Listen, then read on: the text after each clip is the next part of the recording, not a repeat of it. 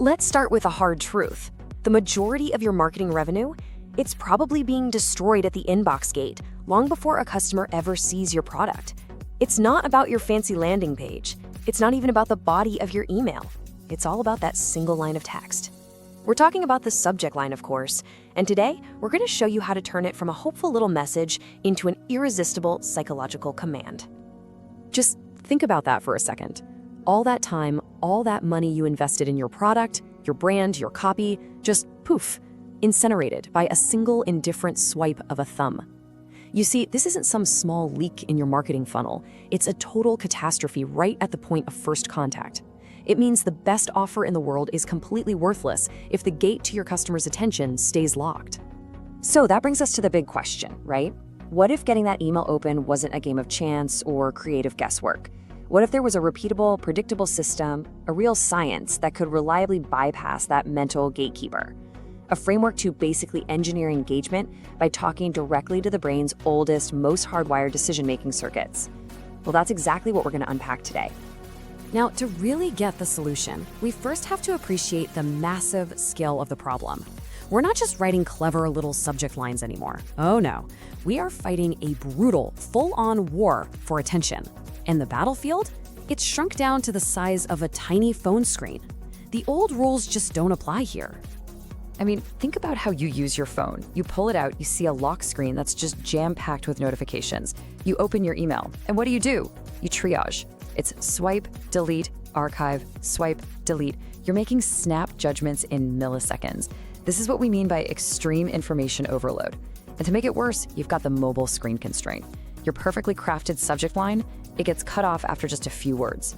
In this world, your email has to scream, "Hey, this is important for you, right now." If it doesn't, it's already gone. So how do you do that? How do you provide that instant validation?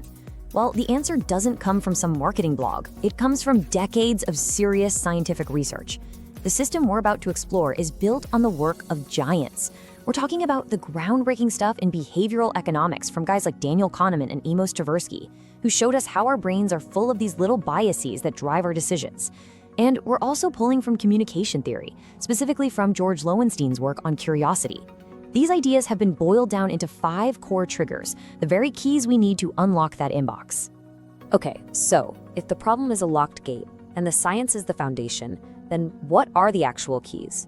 This brings us to the heart of the whole system. The solution is really synthesized into 5 and only 5 core psychological triggers that can reliably get a person to open an email. These are the master keys.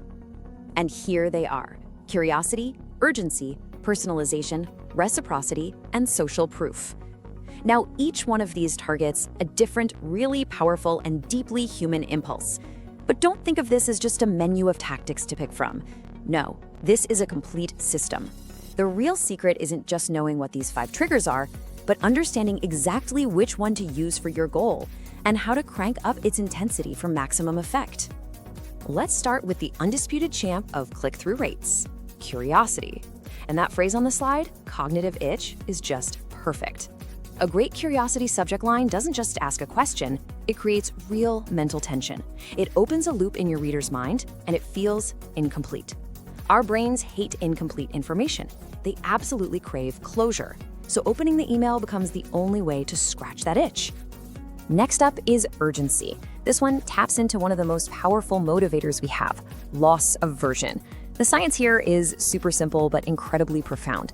The pain of losing something is about twice as powerful as the pleasure of gaining the exact same thing.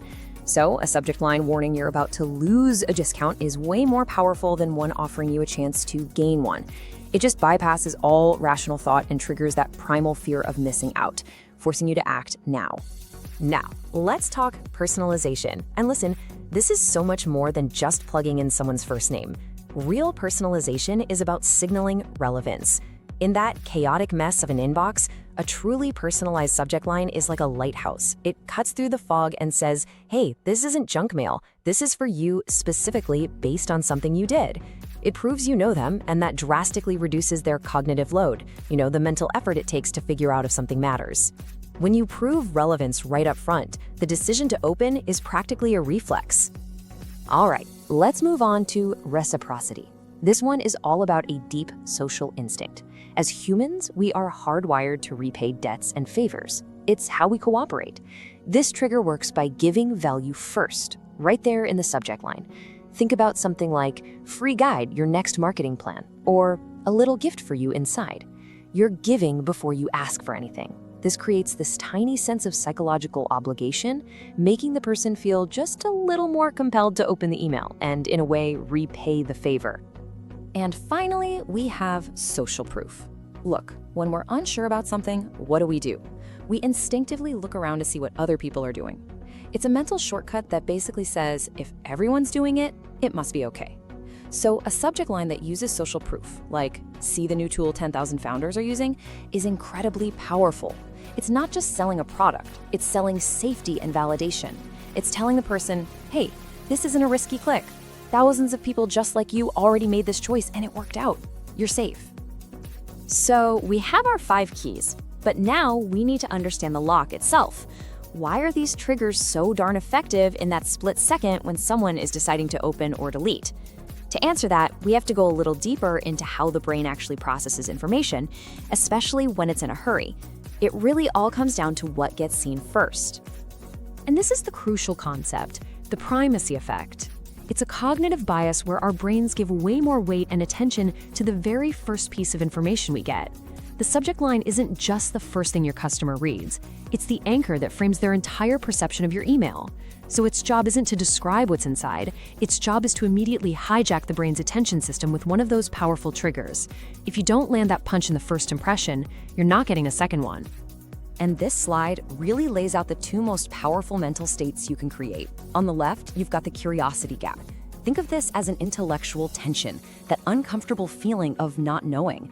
The brain just wants to close that loop. On the right, you have loss aversion. This is way more primal, more emotional. It's the raw fear of pain, of missing out on something. Both of these create this state of, mental agitation that demands to be resolved. And what's the fastest, easiest way to resolve it? Click open. Okay, understanding the theory is one thing, but actually putting it into practice systematically, that's another. So now we're going to shift from the what and the why to the how. Let's lay out a clear, actionable blueprint you can start using right away to master this stuff. The path to mastery is actually a pretty simple 3-step process. First, you diagnose the goal. Before you write a single word, you have to know what you're trying to achieve. Are you running a flash sale? Use urgency. Announcing a secret new feature? That's pure curiosity. Second, you front-load the trigger. This is where we put that primacy effect to work, placing your psychological hook right in the first few words so it's impossible to miss on mobile. And third, you test the intensity. You don't just set it and forget it. You A/B test the emotional framing, like fear versus gain, to see what gets the biggest reaction. And this slide right here perfectly demonstrates what we mean by front-loading. Look at the before side. The trigger is either buried or it's super vague. The brain has to work to find the value. But on the after side, the trigger is the very first thing you see. It hits you right between the eyes. This is absolutely critical on a phone where you might only see those first 5 or 6 words. You have to land that punch immediately.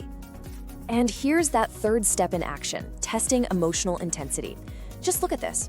These 2 subject lines offer the exact same discount, but the framing is totally different. The gain frame, save 20%, is positive, sure, but it gets an 18% open rate. Now look at the fear frame. Don't lose your 20% discount. It taps right into loss aversion and boom, the open rate jumps to 29%. That 11-point lift isn't just a vanity metric. For a lot of businesses, that's the difference between a campaign that flops and one that's wildly profitable. This is why you always have to test the emotion. So let's bring this all home. We've looked at the crisis, we've learned the 5 triggers, we've dug into the psychology, and now we have a framework. So what's the final takeaway? What's the essential insight here? It's about fundamentally changing how you think about the purpose of a subject line. Here's the bottom line. Your subject line is not a description. It's a weapon in the battle for attention. This whole system works because it's not about being clever or funny. It's about the cold, hard logic of cognitive psychology. It recognizes that in a world of endless noise, the only thing that actually cuts through is a direct, intense appeal to our own self-interest. You're basically transforming a boring little label into an unignorable psychological cue. And we'll end with this thought. Stop thinking about pushing people. Instead, Focus on pulling them. When you use these 5 triggers, you're not trying to trick someone into opening an email. You're identifying a need that's already there: the need for answers, the fear of loss, the desire for relevance, and you're presenting your email as the immediate, compelling solution. You are selling the answer to a question their brain is already asking, and that right there is an offer that's almost impossible to ignore.